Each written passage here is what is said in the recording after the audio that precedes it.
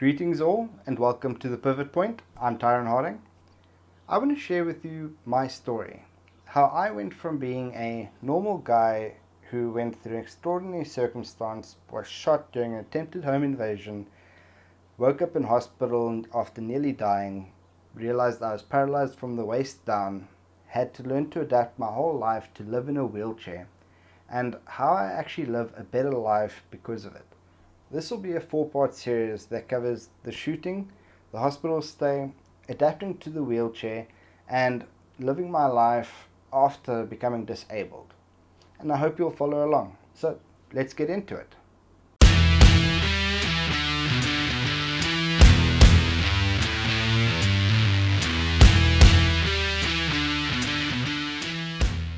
In 2016, I went from being a normal guy with a fairly mundane life that would end up going through a near-death experience that would change my life forever.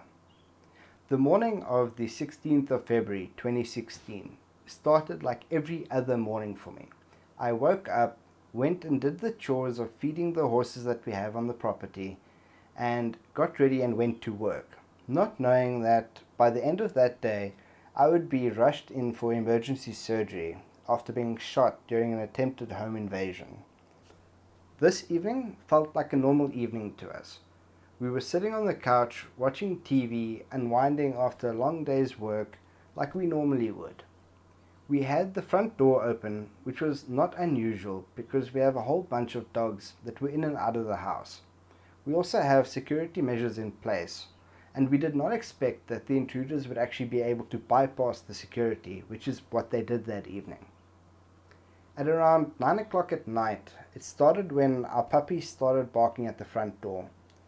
I remember suddenly feeling this anxious feeling of something is wrong. The hairs on the back of your neck stand up, and both my dad and I jumped up from the couch and ran to the door. I was first, and when I got to the open door, a single gunshot went off. I was shot in the lower abdomen on my left-hand side. My legs just gave out underneath me. I just dropped. My dad was right behind me, and his instinct was to slam the door closed, and luckily he could. As he tried to slam the door though, the intruder stuck his hand with a revolver through the doorway. I remember it felt like forever that my dad was struggling with the intruder. Eventually he managed to lock the intruders out and called the police and paramedics. Now, when I got shot, it was a very weird feeling. At first, I felt nothing. My legs had just given out. It was a loud bang. That's all I could tell at that point. Then, lying there, I remember thinking, they're going to shoot me through the doorway, and I had to get out. I couldn't move, so I had to ask my dad to drag me into the kitchen.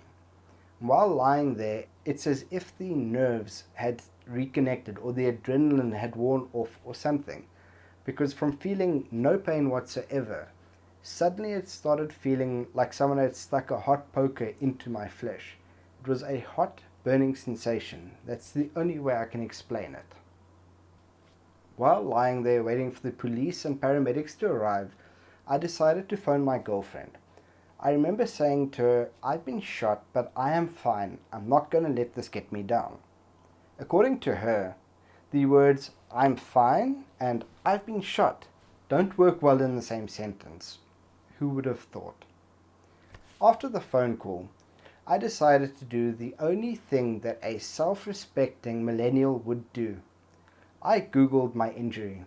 I literally Googled abdomen gunshot first aid. Yeah, I did that. All it said was to put pressure on the wound, and that's what I did. But after a while, I could feel that I was getting weak. I could no longer apply pressure. It just as if the strength had drained out of my body. The first to arrive was the police. They discovered footprints of 3 intruders that had managed to manipulate our electric fence to get through it. See, had they cut the fence, the alarm would have gone off. But because they just manipulated it and managed to get through, the alarm did not go off, and that's how we managed to be caught off guard. The next to arrive was the paramedics. Upon arrival, the paramedic made a critical decision that led to me surviving. Had he not made that decision, I would be dead today. See, instead of taking me in the ambulance to the closest hospital 20 kilometers away, he decided that it was best to airlift me to Mill Park in Johannesburg. This was over 70 kilometers away from my house. The police proceeded to light up the arena on the property with their vehicle lights so that the helicopter could land. My last memory is being loaded into the helicopter and the paramedic on the helicopter saying to me he's going to give me something for pain. Later on, before I left the hospital, he came to visit me and he informed me that when they airlifted me, I was given a 3% chance of survival. That's not a very high chance of survival, but here I am and I appreciate my life because of it. What I went through was awful. It was painful, it was stressful for my family, but at the end of the day, I am a better person today because of what happened. It sounds counterintuitive, but I would not change what happened to me. My life has changed in amazing ways for the better. Yes, there are negative aspects. There are many negative aspects. But my life is better and I am a better person because of it. It's sad that it takes nearly dying for me to appreciate my life. So now I share my story to help other people appreciate their own lives. The fact that anything can happen to any person at any point in time. I was not out looking for trouble. I was not starting fights in nightclubs when I got shot. I was not speeding down the highway at 160 when I ended up nearly dying. I was just having a normal night at home. Our lives are fragile and we need to appreciate every single day. The funny thing is that my whole life I've had this saying that every day above ground is a good day.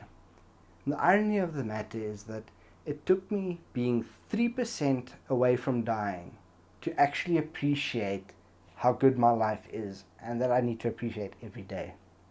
This concludes part 1 of my story. Keep an eye out for part 2.